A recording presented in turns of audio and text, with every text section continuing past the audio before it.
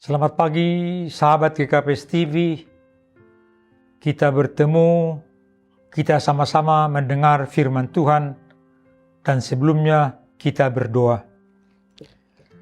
Bapa kami yang di sorga, pagi hari ini Tuhan kami mengucap syukur karena Tuhan menganugerahkan hari yang baru bagi kami. Biarlah Engkau Tuhan lewat firman yang kami dengar menyertai kami dalam pekerjaan kami sehari ini, agar kami memperoleh sukacita dan kekuatan yang dari Tuhan. Dalam Kristus Yesus kami berdoa. Amin. Sahabat GKPS TV yang kekasih, firman Tuhan pagi ini dari kitab Nabi Nahum, pasal yang pertama ayat yang ke-7. Demikian firman Tuhan. Tuhan itu baik. Ia adalah tempat pengungsian pada waktu kesusahan. Ia mengenal orang-orang yang berlindung kepadanya. Topik kita di sini adalah Tuhan itu baik.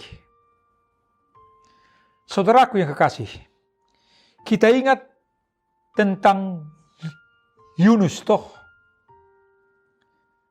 Yunus, Tuhan suruh untuk pergi ke kota Ninive, agar kota Ninive bertobat, menjauhi kejahatan.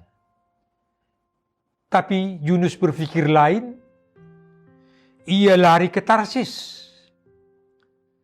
Ia naik kapal bersama orang lain, dan karena gelombang dan badai, mereka yang dalam kapal membuang Yunus ke dalam laut, dan ia dimakan oleh ikan besar. Selama 3 hari ia ada dalam perut ikan, lalu ia dilepaskan oleh ikan ke pantai. Lalu Tuhan menjumpai ia kembali, agar ia melanjutkan apa yang Tuhan telah tugaskan kepadanya, yakni untuk memberitakan firman Tuhan, pertobatan kepada orang-orang Ninive. Saudaraku, Ninive adalah ibu kota kerajaan Asyur, di mana pemerintahannya berkuasa lebih dari 1 abad. Penuh kejahatan, ketidakadilan, penyembahan berhala. Dan Nahum menyampaikan firman Tuhan agar mereka bertobat, agar mereka kembali ke jalan yang benar. Nahum berkata, Tuhan akan marah. Tuhan akan menghakimi kota ini kalau kamu tidak bertobat, kalau kamu tidak menjauhi kejahatan. Bahkan dikatakan pada ayat yang ke-4 hingga ayat yang ke-6, bagaimana murka Tuhan akan terjadi ketika mereka tidak berubah, saudaraku. Di sana disebutkan, laut akan kering, Bosan dan Karmel merana, gunung-gunung gemetar, bukit-bukit mencair, tak ada yang bertahan. Saudaraku yang kasih, begitulah kondisinya. Begitulah gambaran yang disebut oleh Nahum ini kepada masyarakat di Ninive. Tapi betapapun demikian, bagi mereka yang melayani Tuhan, bagi mereka yang takut akan Tuhan, akan selamat. Bahkan dikatakan di sini, bagi mereka itu Tuhan itu baik. Ia adalah tempat pengungsian pada waktu kesusahan. Ia mengenal orang-orang yang berlindung kepadanya. Rupanya, saudaraku yang kasih, Allah tidak membiarkan ketidakadilan selamanya. Inilah penghiburan bagi mereka. Dan inilah juga penghiburan bagi kita ketika kita menghadapi ketidakadilan pada masa kini dalam kehidupan kita ini. Betapapun mungkin dalam pekerjaan kita, mungkin dalam pergaulan kita, mungkin dalam kondisi ekonomi kita, kondisi sosial kita, keadaan hidup kita pada saat ini berada dalam kesusahan, Tuhan adalah tempat pengungsian oleh teksnya pada pagi hari ini. Saudaraku yang kasih, mendengar kata pengungsian Apalagi bagi kita di daerah ibu kota ini yang sering-sering banjir. Karena sungai meluap. Kita kadang-kadang mengungsi 1-2 hari. Ya, mengungsi. Artinya kita pergi ke tempat sementara. Menghindari kondisi yang sulit. Nahum menggambarkan bukan karena banjir. Tapi karena kesusahan. Karena kesulitan. Kemana kita mengungsi? Ia katakan di sini, Tuhan adalah tempat pengungsian. Tapi saudaraku, Nahum tidak hanya berkata Tuhan sebagai tempat pengungsian. Tapi ia katakan juga Tuhan mengenal orang-orang yang berlindung kepadanya. Artinya Tuhan mengenal orang-orang yang datang ke tempat pengungsian tadi.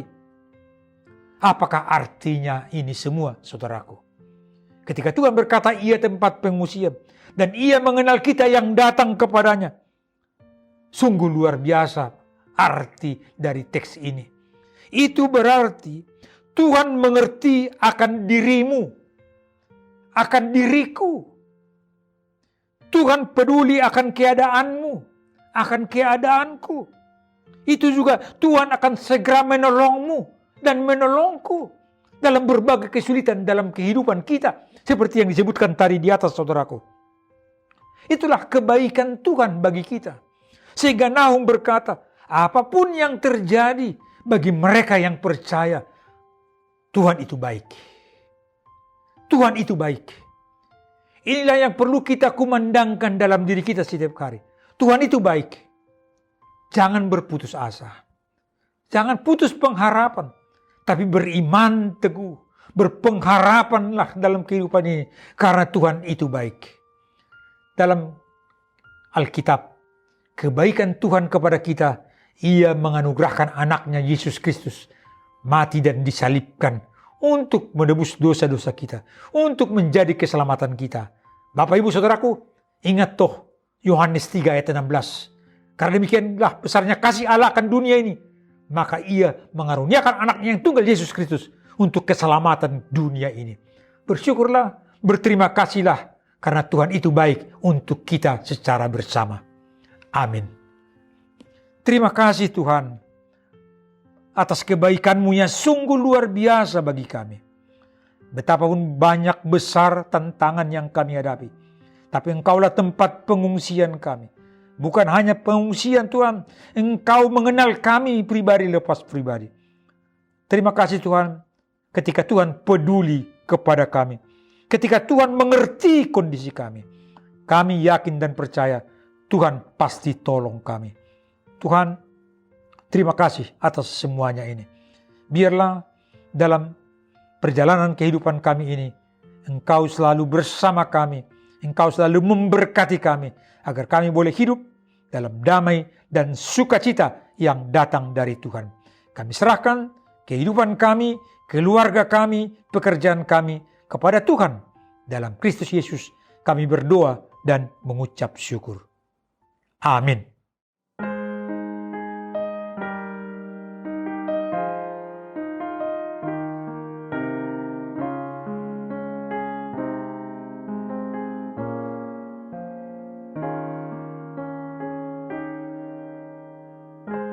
Bila kulihat perbuatan tangan-Mu,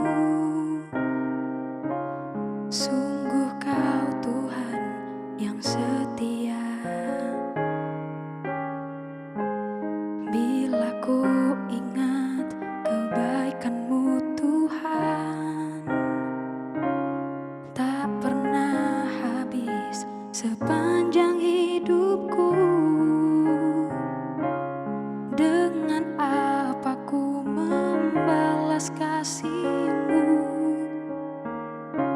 Segala yang terbaik Kau berikan bagiku. Kan ku nyanyikan kasih setia-Mu, kebaikan-Mu sepanjang umurku. Kan ku ceritakan besar kasih-Mu. Sungguh Engkau